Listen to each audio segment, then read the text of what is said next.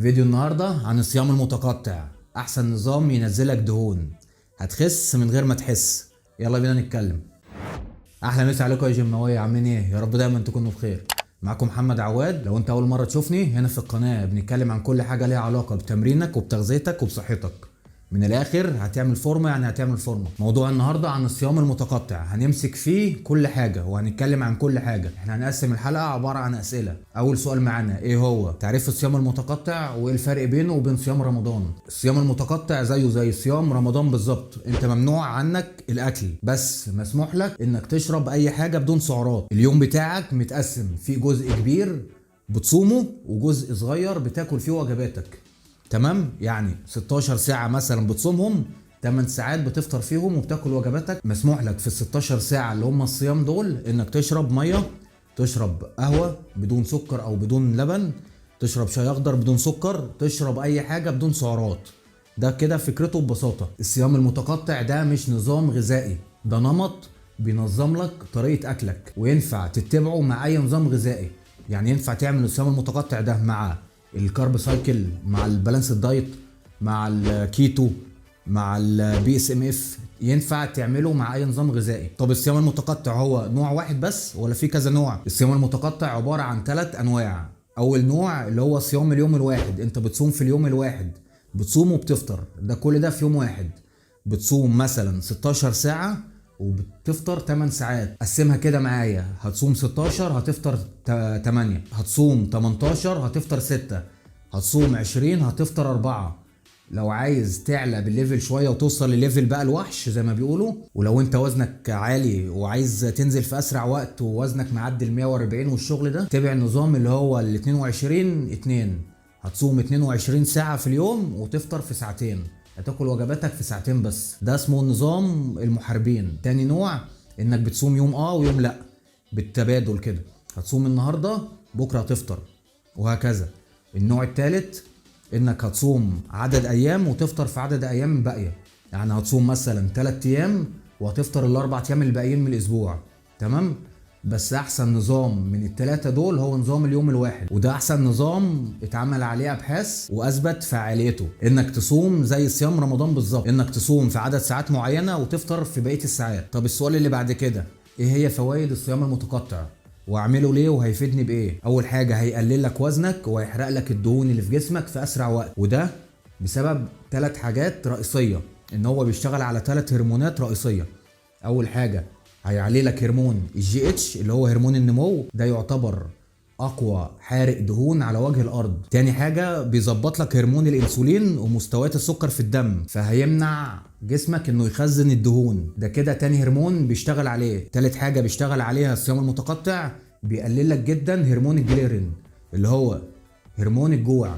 بيقلل لك هرمون الجوع اللي هو جريلين، وبيعلي لك هرمون الليبتين اللي هو هرمون الشبع. رابع فايده انه من اسهل الطرق في تنظيم الاكل وخساره الوزن. عايز اقول لك ان مفيش اسهل من كده. هتصوم عدد ساعات وتفطر في الساعات الباقيه، حاجه سهله جدا. انا بتكلم مع ناس كتيره بقول لها انت من بكره هتنزل تتمرن، يقول لي تمام.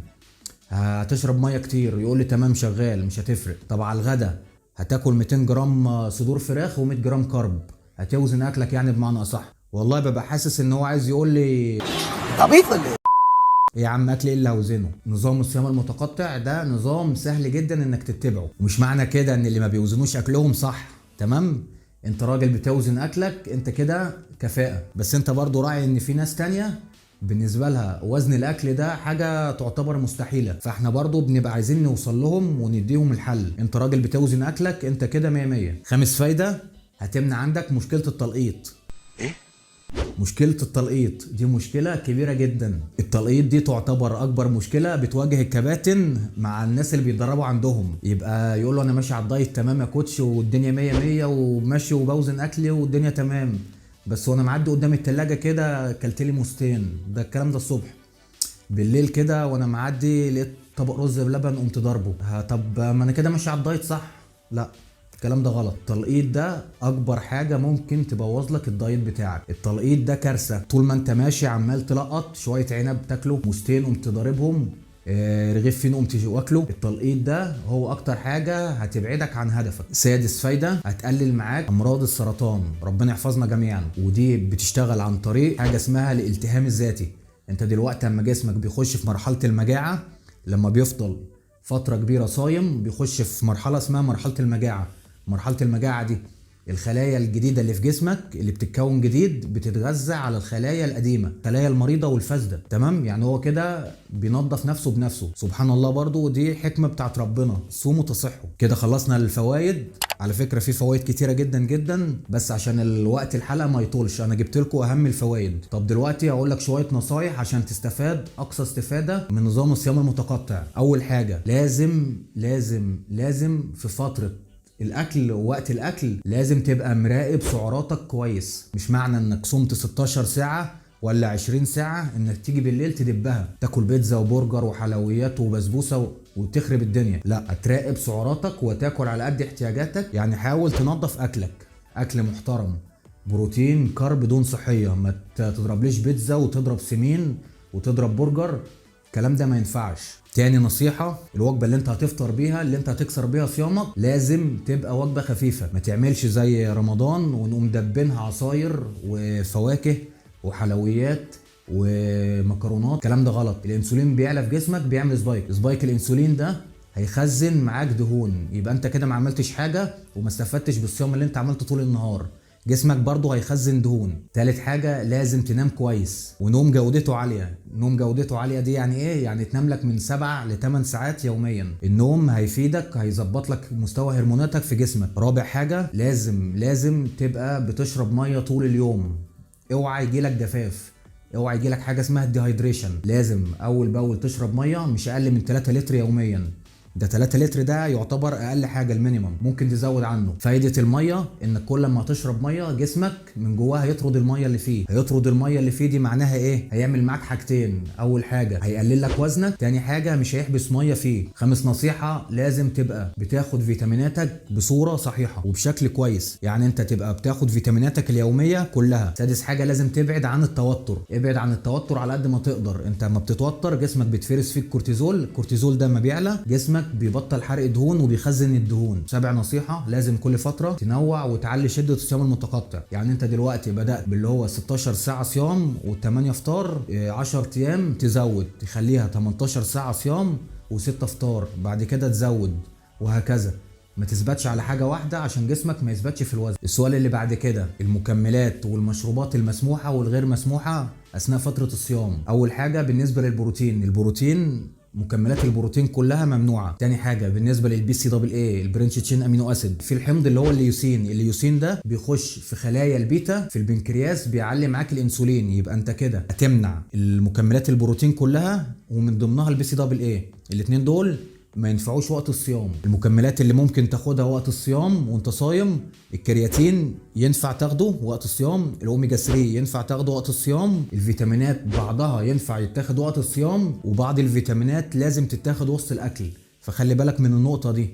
بس انا من رايي انك تاخد فيتاميناتك كلها وقت الاكل. وبالنسبه للبيبس الدايت والسكر الدايت، الحاجات دي كلها ممنوعه. البيبس الدايت والسكر الدايت اثناء الصيام بيبقى الحاجات دي متحليه بماده اسمها الاسبرتام دي بتعلي الانسولين في الجسم. يبقى انت كده هتكسر صيامك. الاثنين دول ممنوعين، البيبس الدايت والسكر الدايت او اي محلى صناعي. الخضروات ممنوعه. الناس اللي لقيتها بتكتب لي الخضروات عادي ممكن اكل خيار وانا صايم، ايه ده؟ الكلام ده غلط. الحاجات دي برضو حتى لو سعراتها قليلة فيها برضو سعرات هتكسر لك الصيام بتاعك. بالنسبة لليمون، عشان النقطة دي انا شفت في كباتن كبار قوي غلطوا فيها. الليمون يا شباب فيه نسبة سكر، الليمون ما ينفعش تاخده وانت صايم. السؤال اللي بعد كده، هل الصيام المتقطع ينفع لمرضى السكر؟ طبعا. ده عشان الصيام المتقطع بيعمل لك حاجتين، اول حاجة بيظبط لك مستويات السكر في الدم، وتاني حاجة بيحسن لك من حساسية الانسولين جدا، ودي حاجة مفيدة جدا. طب السؤال اللي بعد كده، الصيام المتقطع مش لمين ومين ما ينفعش يعمله؟ ما ينفعش للمرضعات، ما ينفعش للستات الحوامل، ما ينفعش للأطفال، ما ينفعش لأي حد عنده سوء تغذية. طب هل الصيام المتقطع أعراض جانبية؟ أكيد طبعا. أي حاجة لو كترت منها هتقلب أضرار. لو أنت ما شربتش المية بتاعتك كفاية في اليوم، لو أنت ما خدتش فيتاميناتك، لو أنت وقت الأكل ما اكلتش اكل صحي متوازن، ممكن يجي لك جفاف وممكن يجي لك صداع.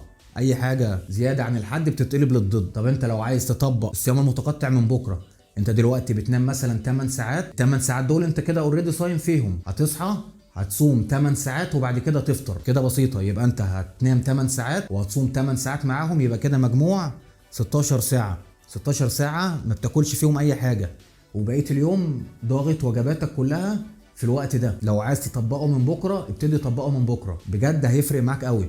كده اكون خلصت حلقه النهارده. لو الفيديو عجبك ما تنساش تعمل لايك وتشترك في القناه لو مش مشترك، وفعل الجرس. الجرس مهم جدا عشان اول ما انزل فيديو يجيلك، وتعمل مشاركه وتبعته لاصحابك.